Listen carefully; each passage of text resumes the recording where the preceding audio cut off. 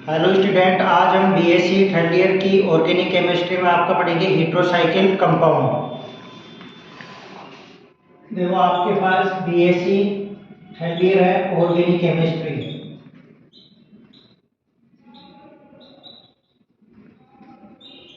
Organic chemistry में हम पढ़ेंगे हेट्रोसाइक्लिक कंपाउंड।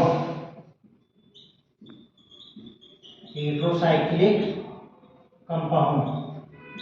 अब देखो हमारे पास जो ये साइक्लिक शब्द आ रहा है, ये साइक्लिक शब्द भी हमारे पास दो प्रकार से होता है। एक तो बनता है हमारे पास होमोसाइक्लिक कंपाउंड, एक बनता है हमारे पास कौन सा, हेट्रोसाइक्लिक कंपाउंड।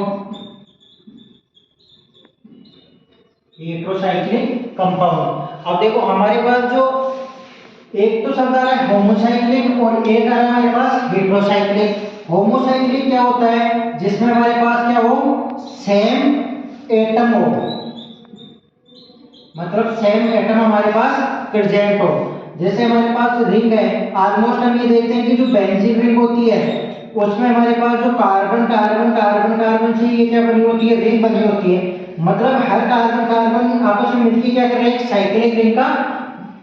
साइक्लिक रिंग बना रहे हैं। तो वो कौन सा होगा हमारे पास, होमोसाइक्लिक कंपाउंड। अब देखो हमारे पास जो हेट्रोसाइक्लिक कंपाउंड है ना, वो हम लेते हैं इसमें एक तो कार्बन के अलावा नाइट्रोजन ले लिया, ऑक्सीजन ले लिया और सल्फर ले लिया। अब जो अगर हमारे पास कार्बन कार्बन से तो बनेगी, इसके अलावा अगर हमारे पास अन्य कोई दूसरा एटम आ जाए, जैसे नाइट्रोजन आ जाए, ऑक्सीजन आ जाए या सल्फर आ जाए, तो फिर वो रिंग बन रही है, तो वो कौन सी होगी हमारे पास, हेट्रोसाइक्लिक कंपाउंड होगा।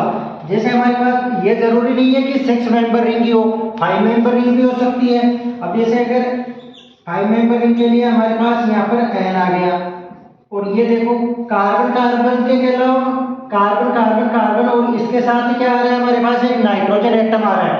इन दोनों का क्या हो रहा है, कार्बन और नाइट्रोजन, मतलब दो एटम आ रहे हैं, मतलब अलग अलग एटम आ रहे हैं। तो हमारे पास कौन सा हो गया, वो हेट्रोसाइक्लिक कंपाउंड हो गया। अब यहाँ तक तो देखो क्लियर है। अब हमारे पास जो टॉपिक है वो कौन सा है हमारे पास, हेट्रोसाइक्लिक कंपाउंड का है।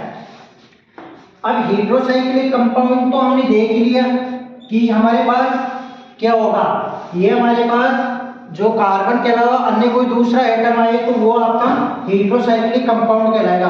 अब देखो हमारे पास जो जरूरी नहीं कि ये 5 मेंबर भी हो सकता है और 6 मेंबर भी हो सकता है। जो हमारे पास हेट्रोसाइक्लिक कंपाउंड है बीएससी में आपके, वो हम 4 टाइप के पढ़ते हैं। एक तो नाइट्रोजन वाला, एक हमारे पास फ्यूरेन हो गया ऑक्सीजन, एक हो गया हमारे पास थायोफीन, ये तो हो गया हमारे पास 5 मेंबर रिंग। अगर एक आता है हमारे पास वो है 6 मेंबर रिंग, जिसको हम बोलते हैं पिरिडीन। ठीक है, अब हम इसकी बात करते हैं आईपीएसी नेम की। ठीक है, आईपीएसी नेम में जो फर्स्ट है, फर्स्ट तो हम देखते हैं क्या कि जो नंबरिंग करनी है वो सबसे पहले हम क्या करेंगे, हेट्रो एटम को नंबर देंगे।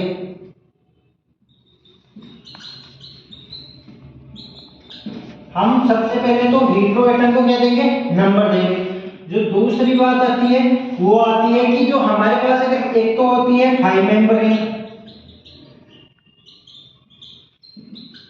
और एक होती है हमारे पास 6 मेंबर रिंग। अब देखो 5 मेंबर रिंग के लिए तो हम लिखते हैं और जो 6 मेंबर रिंग के लिए लिखते हैं आई। और जो हमारे पास एक और बात, जैसे हमारे पास ये ले लेना नाइट्रोजन, ऑक्सीजन और सल्फर, इसको तो लिखते हैं एजा, इसको लिखते हैं ओक्जा और इसको लिखते हैं थाया। अब जैसे हमारे पास इस वाले का ये वाला है हमारे पास फिरोल, इसका हम क्या करेंगे, आईपीएसी नेम देखते हैं। तो इसका देखो एग्जांपल,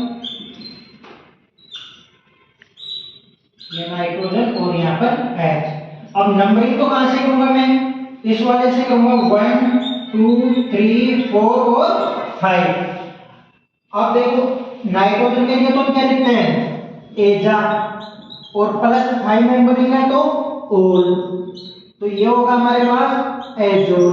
इसका जो आईपीएसी नेम होगा वो होगा एजोल। ऐसे जैसे पिरिडीन का क्या होगा, एजीन हो जाएगा, इसका ऑक्सोल, इसका थायोल, क्योंकि ये तो तीन क्या है हमारे पास 5 मेंबर रिंग है और ये क्या है हमारे पास 6 मेंबर रिंग है।